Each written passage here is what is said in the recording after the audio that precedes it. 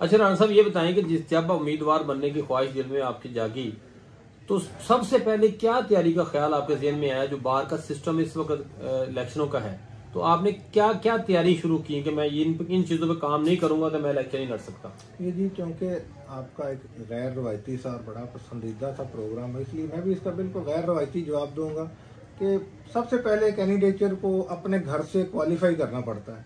बाहर तो शायद आपको एक्सेप्ट कर लेती है, लेकिन जो आपके करीब तरीन दोस्त होते हैं उन्हें कन्विंस करना एक बड़ा मरहला और एक बड़ा मसला होता है। ये आपका इलेक्शन का 50% होता है। जो आपके अपने दोस्त, आपके जिनके साथ आप बार के अंदर मशहूर होते हैं, जिनके नाम के साथ आप पहचाने जाते हैं, उनका आपके साथ निकलना ये सबसे बड़ी कामयाबी होता है। और उन्हीं दोस्तों को कन्विंस करना भी सबसे बड़ा मसला होता है। बाकी ये दोस्तों को अपने साथ इंगेज रखना पूरा साल। बहुत सारे दोस्त ऐसे होते हैं जो किसी नज़रिए के ऊपर चलते हैं, बहुत सारे ऐसे दोस्त होते हैं जो कोई अपना टास्क, उनके जहन के अंदर ख़ास टास्क होता है, बहुत सारे दोस्त खैर की बुनियाद पर आपके साथ होते हैं। ये सारे के सारे तबकात, और कुछ दोस्तों को आपको, मैं समझता हूँ मैंने इसको मिनिमाइज़ रखा, लेकिन दोस्तों को आपको इंगेज रखने के लिए फाइनेंस भी एक बहुत बड़ा मसला है और उसको आपको तोहन व करहन साथ चलाना पड़ता है। इसमें राणा साहब, हम ऑडियंस को बताते चलें कि राणा साहब बतौर कैंडिडेट सदर भी इलेक्शन कंटेस्ट कर चुके हैं और राणा साहब ने मुश्किल वक्त में ग्रुप से हटके जो सदर का कैंडिडेचर थी उसको अपने आप को एज ए सदर पेश किया बार में और कंपेन की। अच्छा, मेरा सवाल इस हवाले से है कि जब आप सदारत की कैंडिडेचर पे थे तो ग्रुप से हटके आप इलेक्शन कंटेस्ट कर रहे थे, तो आपको सबसे बड़ा चैलेंज क्या फेस करना पड़ा बार में? क्योंकि रवायती तौर पे एक ग्रुपों की सियासत चल रही है, आपने बड़ा डील किया, लोगों को जगाने की कोशिश की कि यार ये ग्रुप से हटके भी इलेक्शन लड़ा जा सकता है, तो उसमें आपको कौन सी मुश्किलात का सामना करना पड़ा और आप क्या सोच के कैंडिडेट बने थे सदर? जी, वो एक हज़रत अली का बहुत मशहूर और मरूफ कौल है कि मैंने खुदा को पहचाना अपने इरादों की नाकामी से। इसमें जो मौजूदा सदर साहब हैं माशाल्लाह हमारे, और उससे पहले वाले सदर साहब जो गुजरे हैं, मैंने एक मुज़ाहमत का रास्ता लिया। मैं समझता था कि मुझे इन अनासर के ख़िलाफ़, जिनको मैं समझता हूँ कि वो नज़रियाती तौर पर हमारी जड़ें हिलाने वाले लोग हैं, जो हमें उस राह पर लेकर नहीं चलेंगे कि जिसके लिए बार मरूफ़ हैं। मैंने अपने दोस्तों को, मैंने बार की नब्ज़ को देखा, मैं शायद उसको सही तरह से जज नहीं कर सका, लेकिन अब भी जब मैं प्राइवेट कन्वर्सेशन में दोस्तों के साथ बैठता हूँ तो दोस्त मेरे इस आइडिया को अप्रिशिएट बहुत करते हैं कि हमें एक तीसरी ऑप्शन बहरहाल होनी चाहिए। ये दोनों ग्रुप्स हैं, इन्होंने सर्व भी किया है, इन्होंने वकला को बेचा भी है, इन्होंने वकला के लिए कुछ सहूलियात भी हासिल की हैं, लेकिन ज़्यादातर इन्होंने यहाँ पे बारियाँ लगाई हुई हैं। इन बारियों के अंदर किसी बंदे की ज़ाती स्ट्रगल का, किसी बंदे की ज़ाती क्वालिटीज़ का, किसी बंदे की ज़ाती सर्विसेज खदमात का, वो उनसे बड़ा थोड़ा है।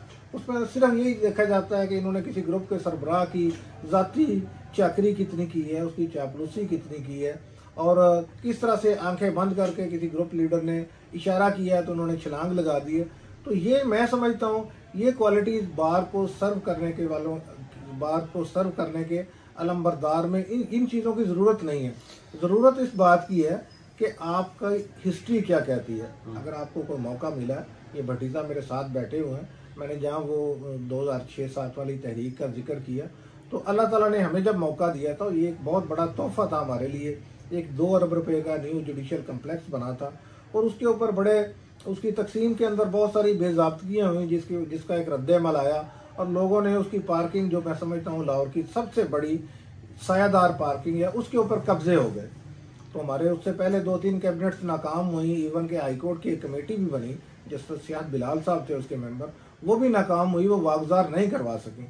तो हमें अल्लाह ताला ने तौफीक दी, भट्टी साहब हमारे साथ थे, हमारी सारी कैबिनेट ने कोशिश की, और वो एक ऐसा काबिल फ़ख्र कारनामा है जो मैं समझता हूँ मेरी 20-22 साल प्रैक्टिस का, कि जिसको हम जब आज भी सोचते हैं तो हमारे दिलों में भी ठंडक पड़ती है। हमें लगता है कि हमने इस बार को कुछ रिटर्न किया है, उस इज़्ज़त के, उस ताल्लुकात जो हमने इससे डिराइव किए उसके बदले में। अब आप जब भी पार्किंग में जाएं तो मैं समझता हूँ कि लाहौर के लिए ये सिविल कोर्ट्स के हवाले से, ज़िला कचहरी के हवाले से, सेशन कोर्ट के हवाले से, शायद ये पार्किंग अगले 10 साल के लिए भी हमारे लिए काफ़ी है। अच्छा साहब, अभी एक चीज़ में ऐड कर लेते हैं। अब आप हमें ये बताएं कि बतौर उम्मीदवार आपने 3 साल इलेक्शन लड़ा वाइस प्रेसिडेंट के लिए और 1 साल आपने इलेक्शन लड़ा प्रेसिडेंट के लिए। बतौर उम्मीदवार अगर मैं आपसे 5 मुश्किलात आपसे समझना चाहूँ, एक उम्मीदवार को 5 कौन सी मुश्किलात है जिनको फेस करना पड़ता है? ये आपने मुझे बड़ा स्पेसिफाई कर दिया। एक तो सबसे बड़ी प्रॉब्लम या सबसे बड़ा जो मसला आपका है वो मैंने पहले भी अर्ज किया कि अपने करीब तरीन दोस्त जो पहले आपके इस आइडिया के हम नवा होते हैं, आपने बता दिया। दूसरा बताएं। हाँ, दूसरा बताएं। फाइनेंस का जिक्र किया है। फाइनेंस एक इसेंशियल इंग्रेडिएंट है। इसको आप अगर ज़्यादा नहीं तो 25% आपके इलेक्शन कैंपेन में फाइनेंस भी वो करती है। फाइनेंस कहाँ इस्तेमाल होता है? फाइनेंस रूटीन में तो उसका जायज़ इस्तेमाल तो ये है कि ये ज़ाहिर है, ये हमारी ये सुन्नत तरीका भी है। अगर कोई दोस्त आपके पास आता है तो उसकी इज्जत करना, उसका इकराम करना और उसके लिए अपनी बिसात के मुताबिक मेहमान नवाजी करना, ये तो बिल्कुल इसका पॉजिटिव यूज़ है। फिर अगर आप कोई कोशिश करते हैं, आप कुछ दोस्तों को कोई 1-2 बड़ा प्रोग्राम करना पड़ता है, उसमें भी आपको दोस्तों को खर्चा आप समझ लेंगे जो ऐसा है, वो ऐसा अनएक्सपेक्टेड तो एक्सपेंस नहीं है जो आपकी तवक्को में नहीं होता लेकिन करना पड़ जाता है। ये मैं बताता हूँ जी, ये हर बंदे का अपने उसके अपने जो उसकी वैल्यूज हैं उसको उसके साथ रिलेट करता है। बात दोस्त हैं वो कहते हैं कि हमने इलेक्शन जीतना है हर कीमत पर।